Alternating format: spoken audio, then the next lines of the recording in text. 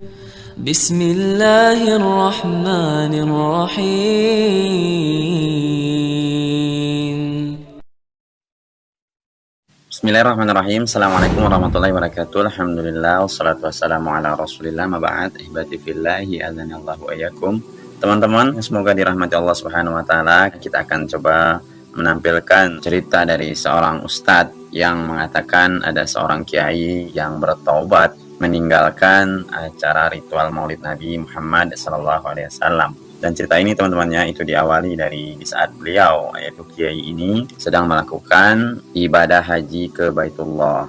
Seperti biasa teman-temannya di Madinah atau di Mekah sana itu sering sekali banyaknya kajian-kajian, dan di saat momen inilah teman-temannya ada seorang kiai yang bertanya tentang acara ritual maulid Nabi Muhammad SAW. Dan setelah mendengarkan penjelasan dari yaitu seorang syekh dari kota Mekah yang diterjemahkan oleh seorang ustadz yaitu Ustadz Zainuddin Al-Banjari, hingga akhirnya kiai tersebut bertobat dan ingin berlepas diri dari acara ritual bid'ah tersebut. Oke teman-teman, yang untuk menyingkat waktu, coba langsung kita simak saja penjelasan dari cerita Ustadz Zainuddin Al-Banjari, di mana ada kisah nyata seorang kiai yang bertobat dari ritual tersebut. Ini dia videonya. Dan saya punya pengalaman, mungkin ini bisa dijadikan sebagai nasihat bagi untuk orang-orang yang melakukan perbuatan bid'ah.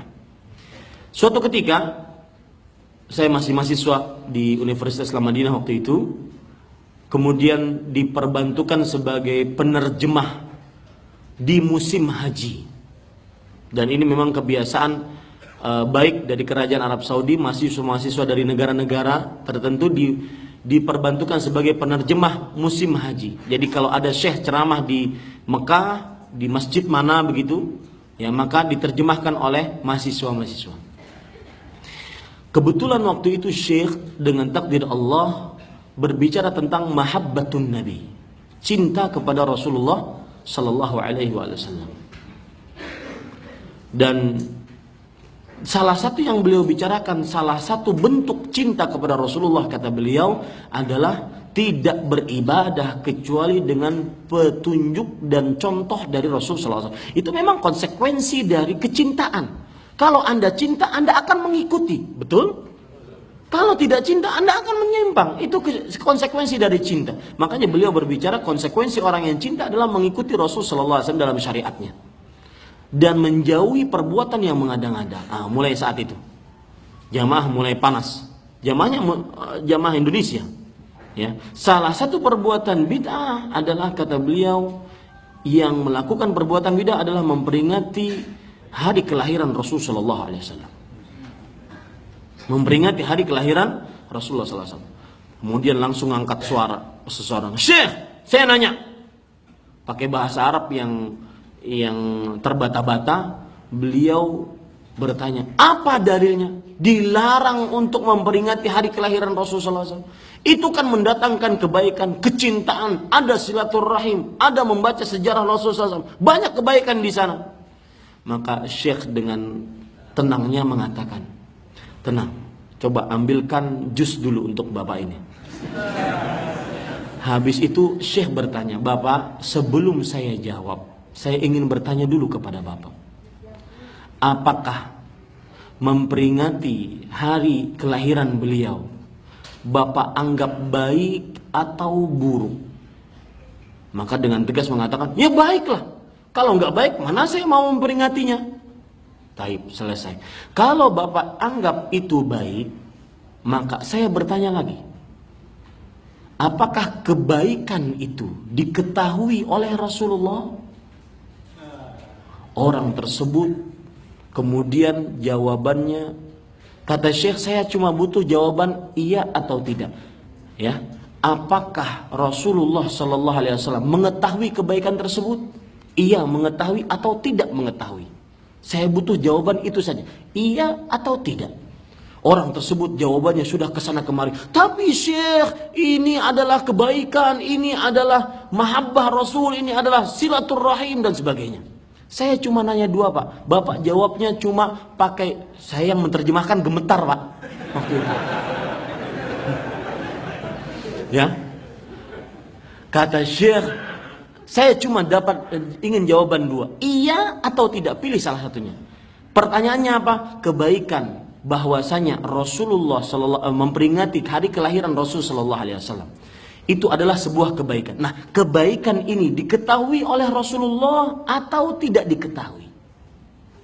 Maka kalau dia pertama kali menjawab diketahui oleh Rasulullah SAW, kata Syekh, astagfirullah, a'udzubillahi minasyaitonirrajim, astagfirullah. Beliau kemudian bergetar. Kata Syekh, Bapak takutlah kepada Allah. Ketika Bapak mengatakan kebaikan itu diketahui oleh Rasulullah Sallallahu Alaihi Wasallam, berarti secara tidak langsung Bapak sudah menuduh Rasul Sallallahu Alaihi Wasallam menyembunyikan kebaikan tersebut dari umatnya. Buktinya apa? Sampai Rasulullah Sallallahu Alaihi Wasallam meninggal, beliau tidak pernah mensyariatkan itu kepada umatnya. Paham maksud saya? Kemudian dia jawab ke sana kemari sampai jamaah haji yang lain, udah saya tinggalin aja itu, kalah tuh. Saya mau nanya haji katanya. Merah mukanya, subhanallah. Kemudian Syekh, sabar kata Syekh kepada yang ini, sabar. Saya ingin nanya lagi kepada Bapak. Sekali lagi Pak pertanyaannya. Pak, kebaikan tersebut dari memperingati hari kelahiran Rasulullah diketahui oleh Rasulullah atau tidak? Tadi Bapak jawab tidak, diketahui. Dan jawabannya sudah seperti itu.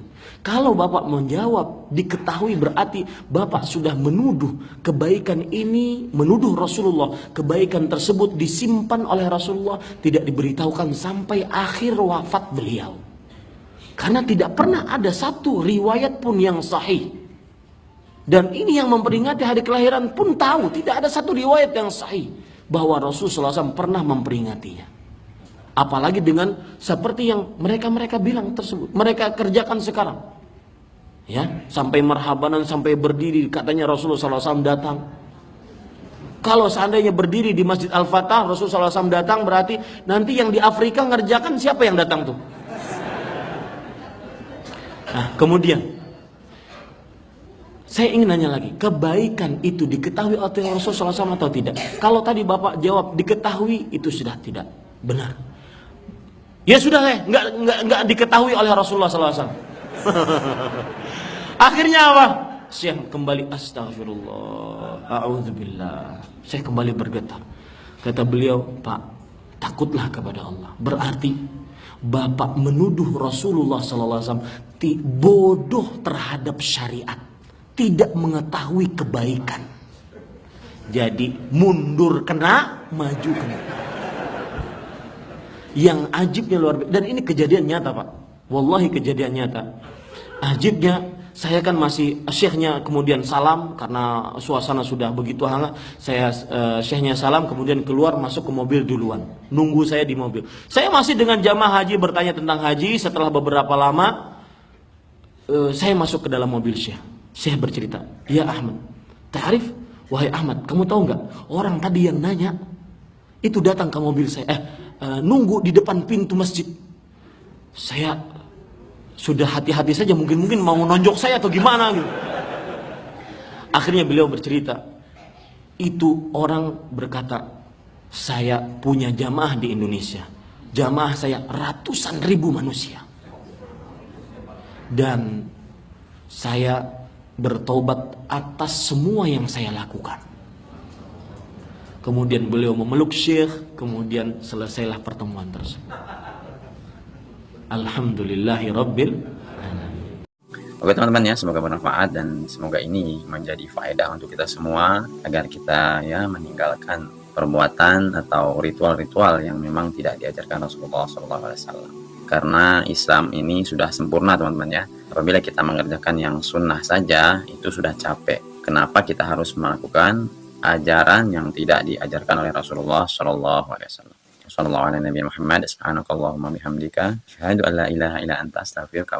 Assalamualaikum warahmatullahi wabarakatuh.